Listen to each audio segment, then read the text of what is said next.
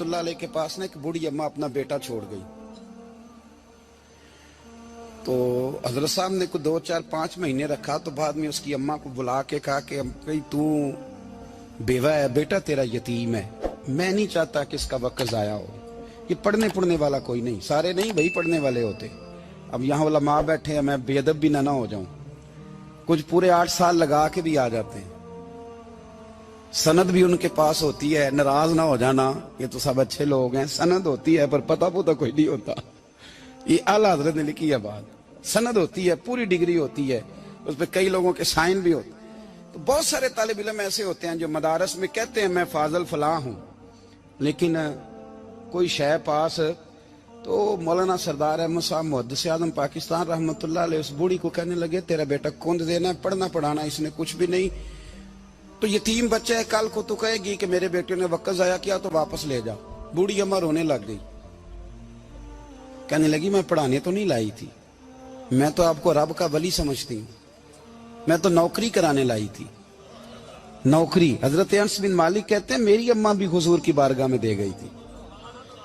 حضور کی بارگاہ میں یہ نہیں کہا تھا کہ یا رسول اللہ پڑھا دیں, ہاں میں ذمہ داری سے بات کر رہا ہوں. یہ نہیں کہا تھا حضور مجاہد بنا دیں. یہ تھوڑی کہا تھا کہ یا رسول اللہ صلی اللہ تعالی علیہ وسلم سے مفسر, محدث, محقق, مفتی بنا دیں. حضرت انس کی اماں کہہ گئی تھی سونیا جب تک یہ رہے گا نا آپ کی نوکری کرے گا, یہ گھر کے کام کاج کرے گا, ڈیوٹی کرے گا. حضور یہ آپ کی نوکری کرے گا. تو میرے محبوب نے پھر دعا کر دی, اللہ اسے برکت عطا فرما. تم سمجھتا ہے خدمت والا خالی رہ جاتا ہے؟ جتنا ذائقہ خدمت والے کو ملتا ہے, جو اس کے نصیب میں آتا ہے, وہ کسی کا نصیب کہاں بھائی. حضرت انس کہتے ہیں حضور نے دعا کر دی, برکت کی. مجھے تو کھیتی باڑی آتی بھی نہیں تھی, پر لوگوں کے باغ میں سال میں 1 دفعہ پھل لگتا تھا, میرے باغ میں 2 دفعہ لگتا تھا. حضور نے دعا کر دی یا اللہ اسے اولاد دے. فرماتے ہیں میرے بیٹے, میرے پوتے, میرے نواسے, میری بیٹیاں. فرماتے ہیں میں زندہ ہوں اور میری 100 اولادیں موجود ہیں. پریشان ہو گیا 100 سن کے کہ بچے 2 ہی اچھے, 100 اولادیں میری موجود ہیں. حضرت انس بھی مولانا سردار احمد صاحب کے پاس نا چھوڑ گئی بچہ. کہنے لگی حضرت جی میں کو پڑھانے کے لیے تھوڑا چھوڑ گئی ہوں, میں تو اس لیے چھوڑ کے گئی ہوں کہ آپ مہربانی کریں, خدمت کرائیں. تو حضرت جی کہنے لگے کوئی ایسا کام ہی نہیں, خدمت والا کیا کراؤں. کہنے لگی پٹھے پوا لیا کرو. جی ہن لڑ پیندے نے, کہنے نے بچے کام کر دیں مدرسے دا. حالانکہ اب کہاں بچے کام کرتے ہیں, اب تو گزر گیا دور, اب تو بچے کام کراتے ہیں.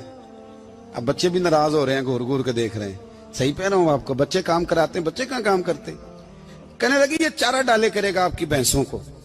تو حضرت نے اس کو کہا کہ بی بی چارہ میری بھینسوں کو ڈالنے کے لیے میں نے بندہ رکھا ہوا ہے, تو جا لے جا. کہنے لگی ہاتھ باندھ کے حضور مہربانی کریں رکھ لیں, چارہ ڈالے گا. اور پتر توجہ سے چارہ ڈالنا حضرت کی بھینسوں کو.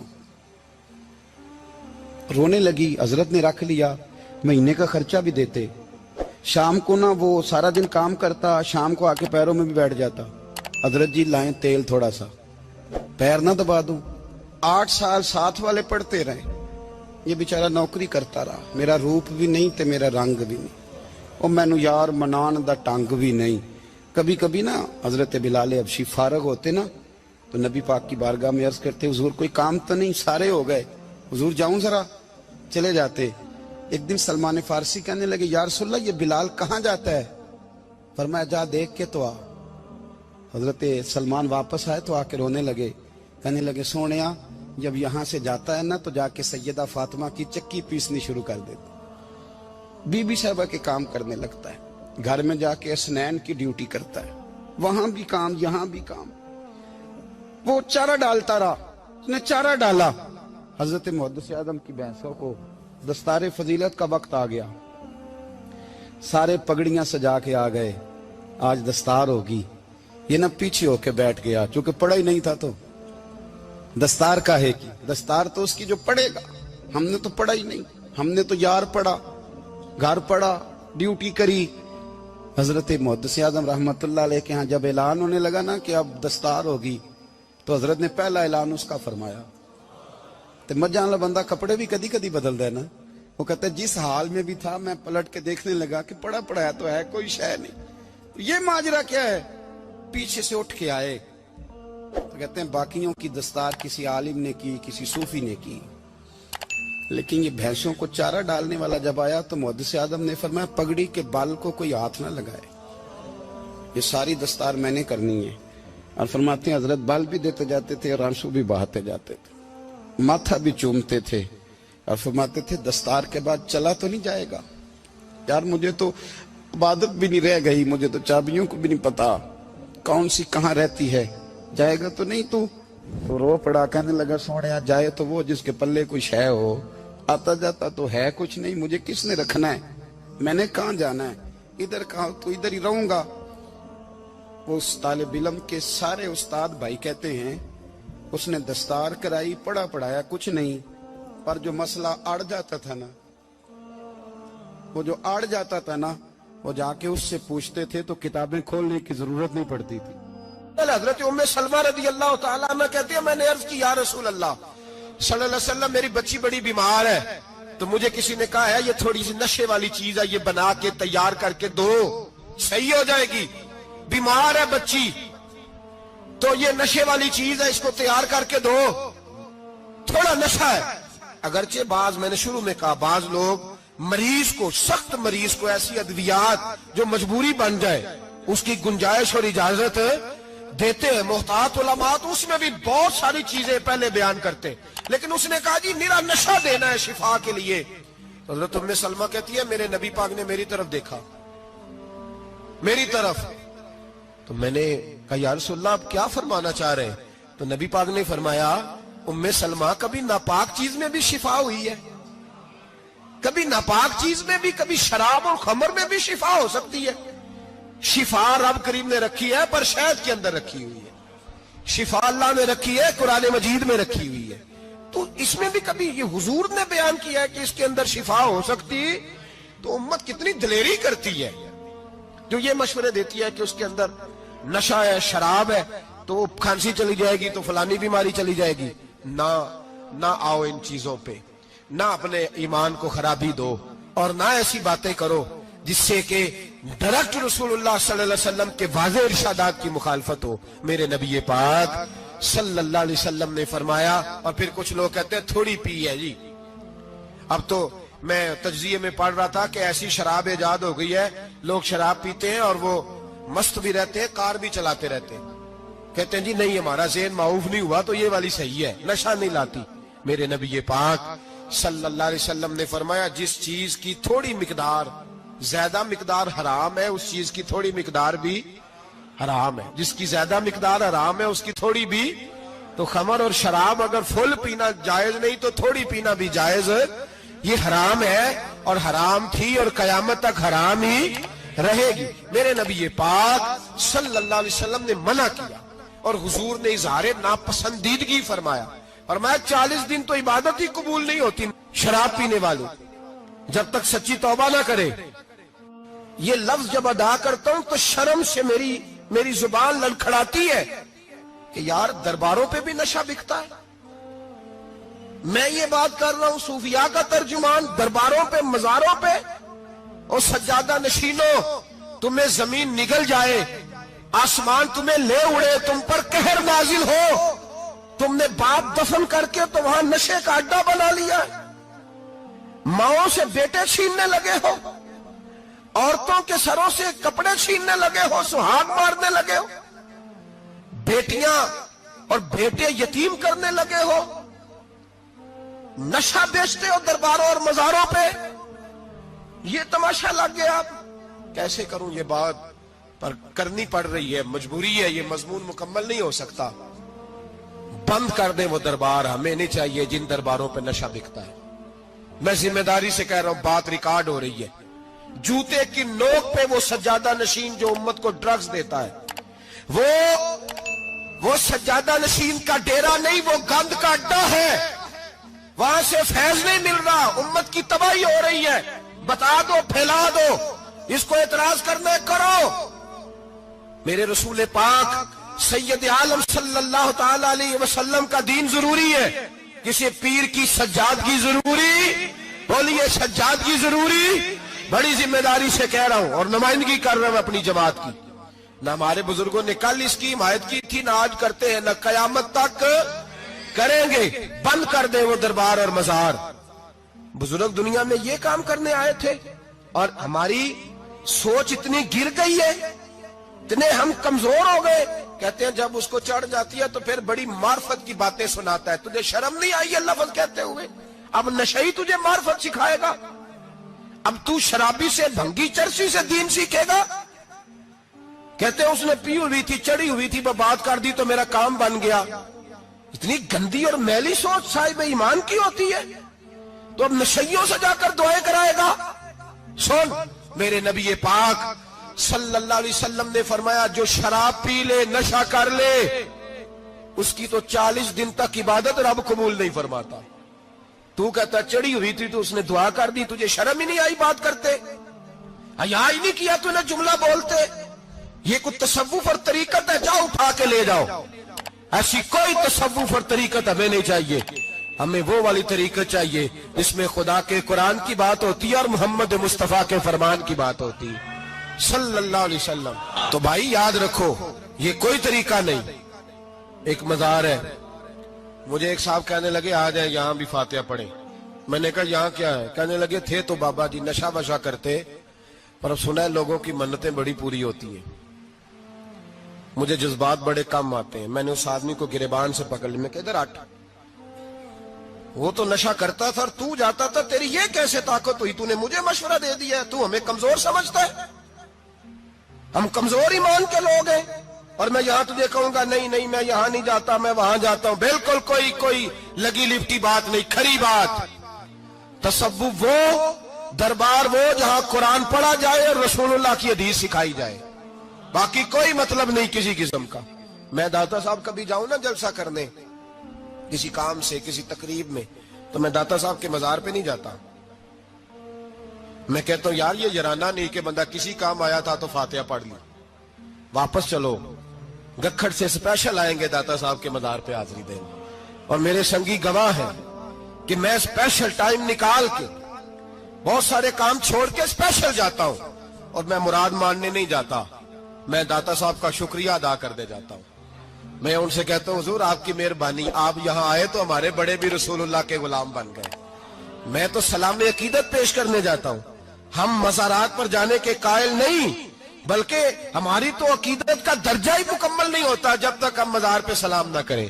پر مزار داتا صاحب کا، مزار خواجہ معین الدین اجمیری کا، مزار غوث اعظم جیلانی کا، مزار محدث اعظم مولانا سردار احمد کا، مزار اولیاء کا، مزار میاں شیر محمد شرک پوری کا، مزار رب کریم کے بندوں کا۔ بھنگیوں چرسیوں کے مزار نہیں ہوتے، اور نام ان مزارات کے قائل ہیں، بالکل قائل نہیں ہم۔ میں تھوڑے دن پہلے لاہور گیا تھا، تو میں کار میں میاں صاحب میاں شیر محمد شرک پوری کا ذکر کر رہا تھا۔ میں اپنے دوستوں سے کہہ رہا تھا یار بہت بڑا بابا ہوا ہے، تو مجھے کہنے لگی کرامت کیا ہے؟ میں نے کرامت یہ ہے کہ ساری زندگی سنت کا درس دیا ہے۔ تو مجھے کہنے لگے آپ کبھی گئے نہیں؟ میں نے کہا میں اسپیشل گیا تھا، اور تھوڑے دنوں کے بعد پروگرام بناؤں گا تو میں ساتھ لے کے جاؤں گا۔ ہم مزارات کے قائل ہیں، حاضریاں دیں گے مزاروں پہ، لیکن بھنگیوں چرسیوں کے مزاروں پر جانے کے قائل ہیں، زور سے بولے، یہاں جانے کے قائل ہیں، کوئی عقیدہ نہیں ہے ہمارا۔ نشہ بکے گا اب مزاروں پہ، اب یہ تصوف ہوگا وہاں، یہ طریقت ہوگی۔ اور ملت پر رحم کھاؤ خدا را۔ اگر تمہارے قومی ادارے کہتے ہیں رپورٹ کرنے والے کہ 70 لاکھ پاکستانی نشہ کرتا ہے، تو کیا تمہیں یہ نہیں پتا کہ نشہ بیچتا کون ہے؟ کیا تمہیں یہ نہیں پتا کہ ڈرگز کا کاروبار کون کرتا ہے؟ اگر تمہیں یہ پتا ہے تو کیا یہ خبر نہیں تمہیں کہ ان رگوں پر یہ خون اتارتا کون ہے؟ میں اپنے بزرگوں سے معذرت کے ساتھ، نشے کا آغاز، ناراض تو نہیں ہو جائیں گے بزرگ، نوجوانوں کو میں لتاڑ لیتا ہوں لیکن بزرگوں کی عزت کرنا سنت ہے، تو میں بزرگوں سے معذرت کے ساتھ یہ یوں سمجھ لیے خوگرے حمد سے تھوڑا سا گلا بھی سن لے۔ نشہ سگریٹ سے شروع ہوتا ہے، سگریٹ سے۔